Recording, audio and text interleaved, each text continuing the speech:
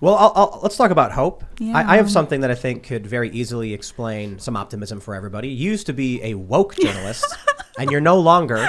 You wrote a book against it. Yeah. So tell me, like, how do you find yourself? Like, how do you end up as a woke reporter and then one day have an unwokening and become anti-woke? Yeah, my deprogramming. It was like a bunch of things, you know, it was like very slow and then all at once. But I definitely had the Trump derangement syndrome. It was like in the beginning, it was very hard for me to talk I took it very personally that he won in that super lame liberal way. And it took me a while to be able to admit like, oh, that's a really good thing he did. Oh, that's a really good thing he did. But my deprogramming, I think it started with learning about the deaths of despair. And every night I would turn on CNN and see the very people who we had abandoned, who were literally killing themselves because they didn't see a future for themselves in this country, killing themselves, being mocked on CNN, being called racist in the New York Times, that sort of started to really, like, it was jarring to me, like, why do we not have compassion for them?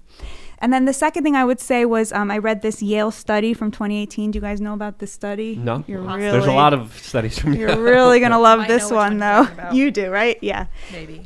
So Yale did a study in 2018. What they found was there's a difference between how white liberals and white conservatives talk to Black and Latino I remember people. this study. Great study. Oh, yeah. Top tier. And it found that white liberals dumb down their vocabulary when they're talking to Blacks and Latinos, and white conservatives do not. And I remember reading that in 2018 and thinking to myself, this implicates my entire worldview, and I was not ready to deal with it, and I put it aside. But I had this moment where I was like, this is disgusting, and everything I think is caught up in that thing that makes you dumb down your language. You assume a person of color is less educated than you, is poorer than you, and needs your help and needs your generosity and your beneficence, right? That move of, like, I instantly recoiled because I recognized it. And then the third thing that really, I think, was like the death of my Trump derangement syndrome was my rabbi is just the best person that I know. He's the kind of person who, like, in the winter, he walks down the street, if he sees a homeless person, he starts taking his clothes off and giving them his coat and his scarf and everything.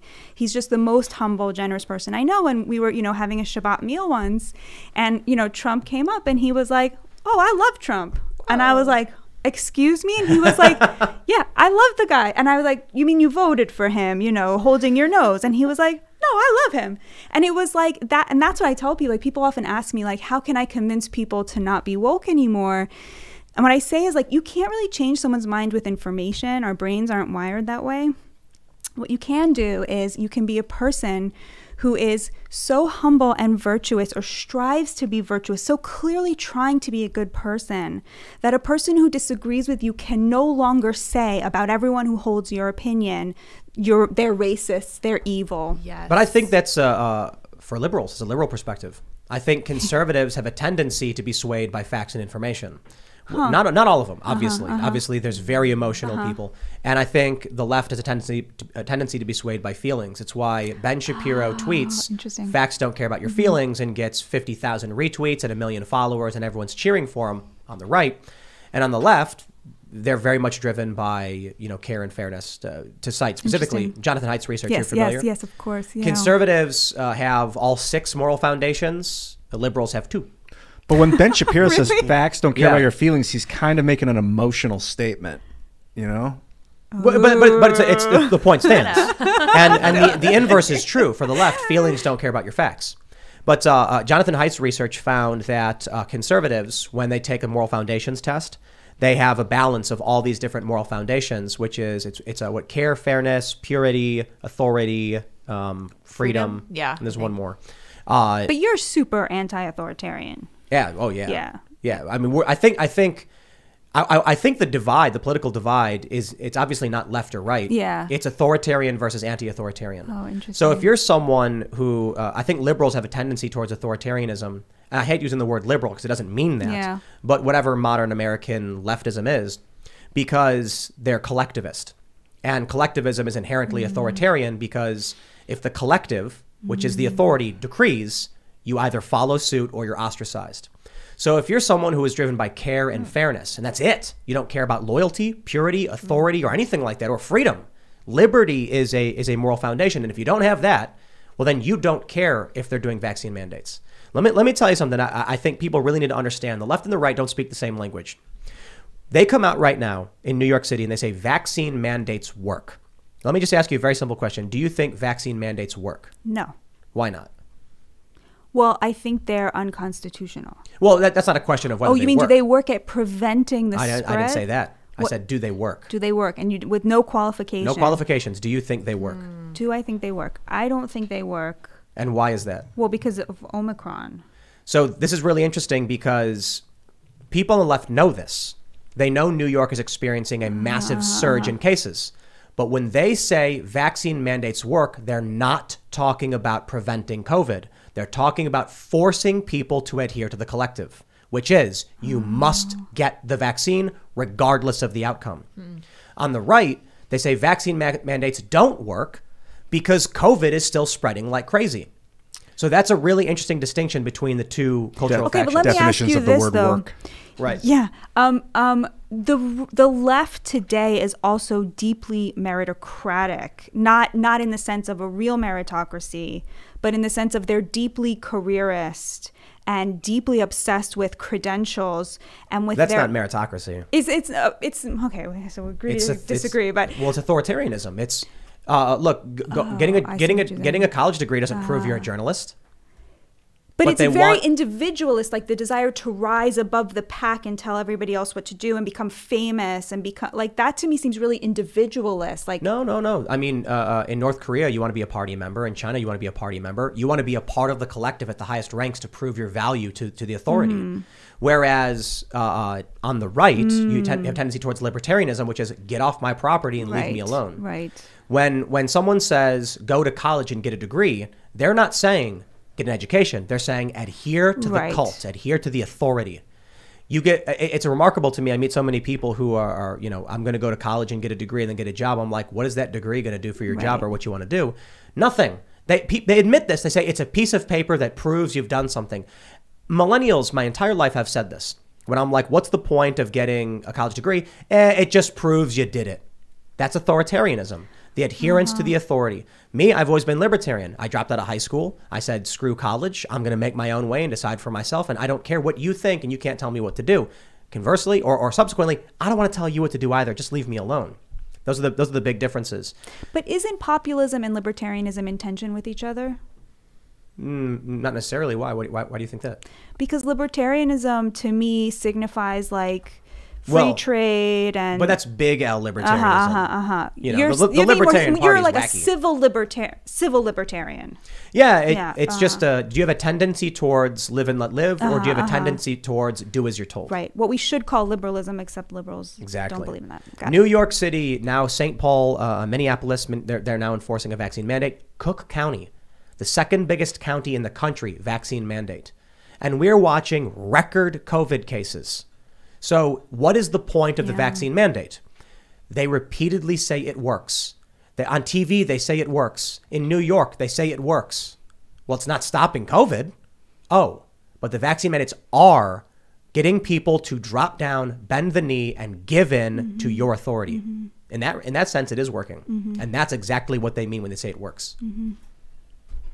Yeah, and they're finding people. And then I look at Luke, and I already have something lined up. I'm sure you do. Talking about what was happening in Quebec with of course the premier there setting up a tax on the unvaccinated. He's calling it a health contribution, but in reality, it's just theft. The Prime Minister of Canada, Justin Trudeau, also says that he supports this strong measure and most likely will be implementing this kind of exploitative measure on the Canadian public as a collective. You better be a part of our gang or we're going to steal your money. That's essentially what's happening right now in Quebec and what's going to happen nationally throughout Canada in a few days. Look at this article from the LA Times. Ugh. Mocking anti-vaxxers' deaths is ghoulish, yes, but necessary. It is, yes. No, it isn't. It convinces no one of anything. What is the purpose of mocking an anti-vaxxer's death? Seriously, it's to gloat so that people on your side can laugh and feel like they're part of the group. I call it a cult because the way cults work is convincing a person that everyone loves you, you're right, you're on the right side, and they're the crazy people. Don't listen to them. Don't talk to them.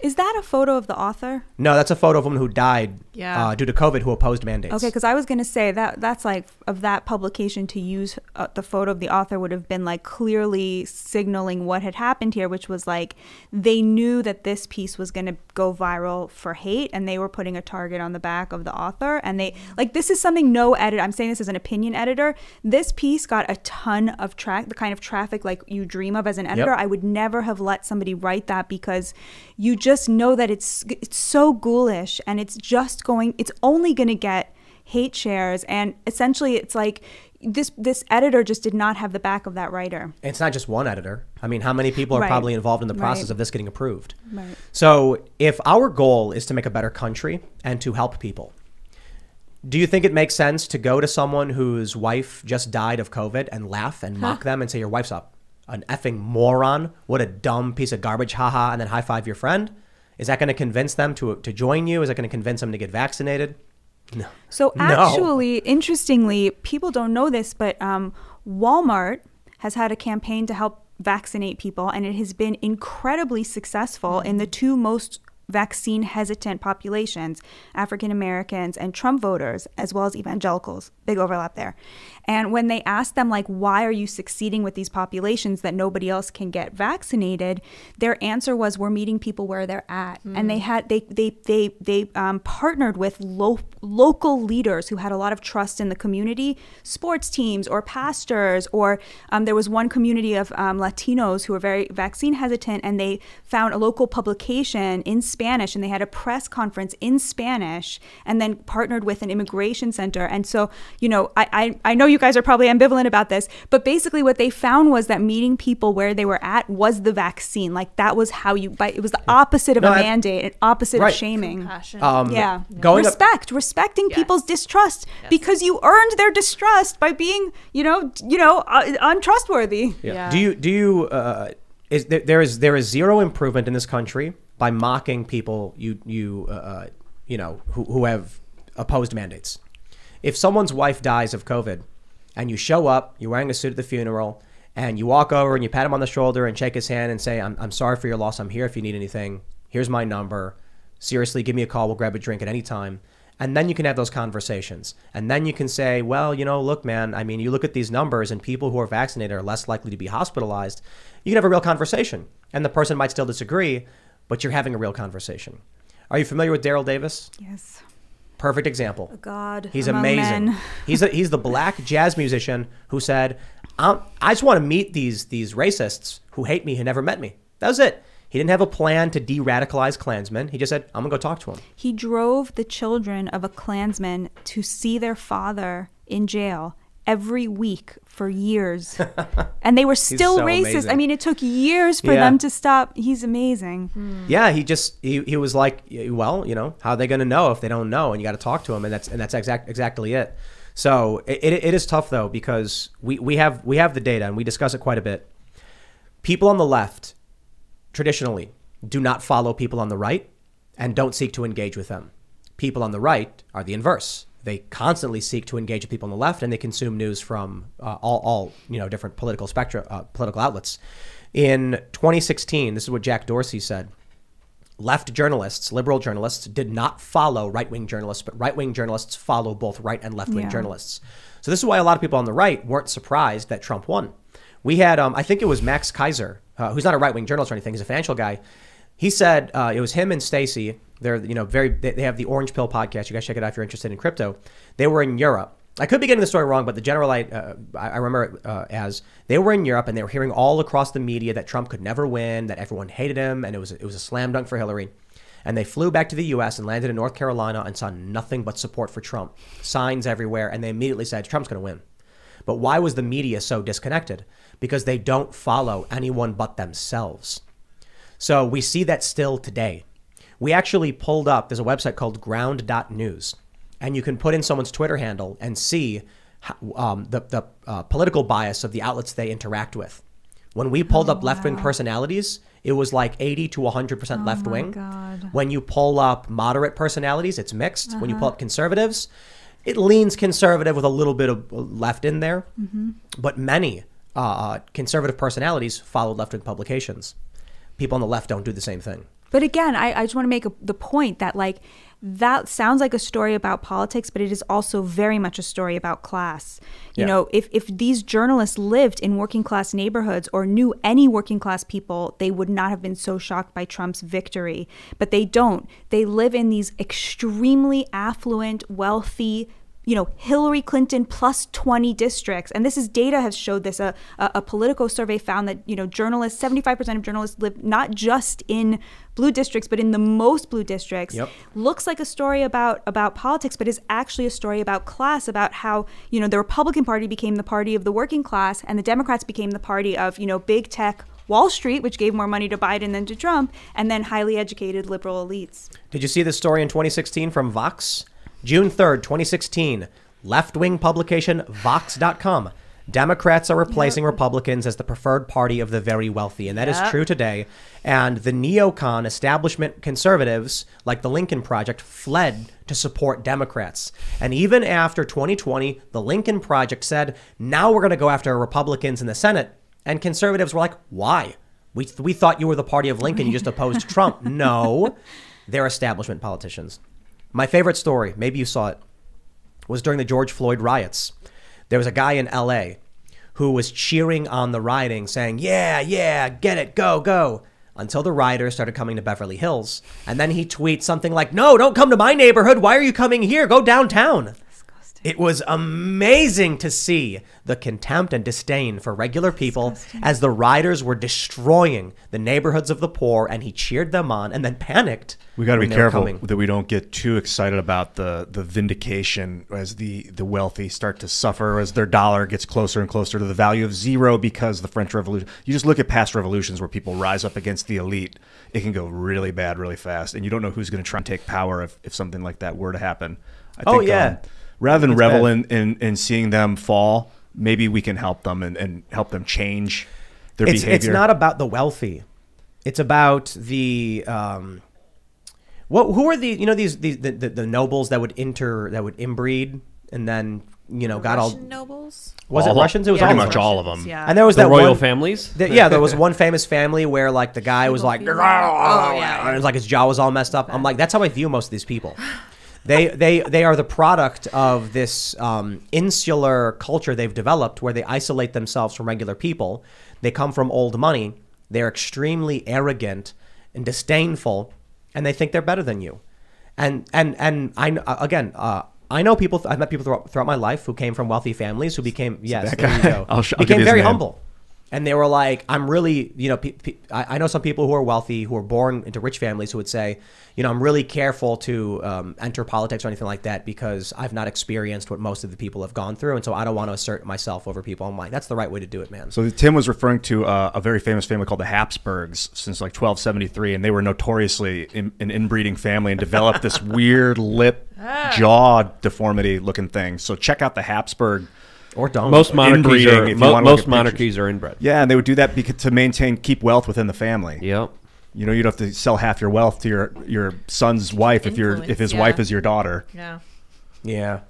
Or cousin. Gross. I don't know. I'm fairly optimistic when I see look, the success that we have. Everybody who's a member at Timcast.com, everybody who supports us in super chats, we're growing, we're hiring, we're expanding, we're doing more every single day. So as a news organization, how do we or like you were saying with subscription model, we have a core group of people that like what we do. And fortunately, what you do journalist wise is rip on everybody that's messing up for the most part. So maybe you don't have to target a type of person.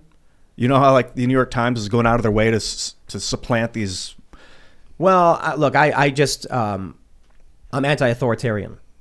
That's about it. So if a person is a working class person, but they use their voice to try and force other people to bend the knee, I'm going to criticize them. For the most part, though, I'm more concerned with the power structures themselves and the ideas, which is why in a lot of stories, we don't say the person's name, or we'll specifically reference a person who did this instead of calling out someone individually. I don't care about an individual. I care about the structure and the system and the person. But there are some people who are so high profile, we talk about them. It's nobody's perfect, right? It's not a perfect. There's no simple way to just ignore everybody, but there are a lot of people, especially on YouTube and in the political space, who their whole career is insulting and targeting a single person. Oh, it gets so old so fast. Yeah. But, look, I'm optimistic. I see the populist growth, the expansion success. And I think the censorship may be bad, but I don't know. Rumble's doing really well. There's more systems on the rise. I don't think, it's like all of these movies and stories and heroes' journeys, all these comic books about a villain who wants to take over the world, and they always fail. You cannot, as an individual, no single human is smart enough to seize control of everything, and they fail every time they try. Oh, yeah. And if they were to succeed, they'd be offed by the number 2 in command in a holy second. And then that guy would be offed by the number 3, who would become the new. You saw it in the Roman Empire. That's why we don't aim for centralization of authority. Yep. There will come a day where, I walk into the room and then everyone, takes a rubber mallet and hits me in the back. And then Ian walks over and hits me, and I look up and I say, "You too, Ian." Your time has come. You too, Ian. Let me get my hat. That's 2. Thanks for checking out this segment from the Timcast IRL podcast. If you want to watch live, you can check out this channel Monday through Friday at 8 p.m. And don't forget to smash that like button, subscribe to this channel, and if you want more unfiltered and uncensored content with all of these guests, go to timcast.com and become a member. All of these guests you know and love in exclusive segments on our website where we are unrestricted in what we talk about, so you'll definitely not want to miss it. Thanks for hanging out. We'll see you all next time.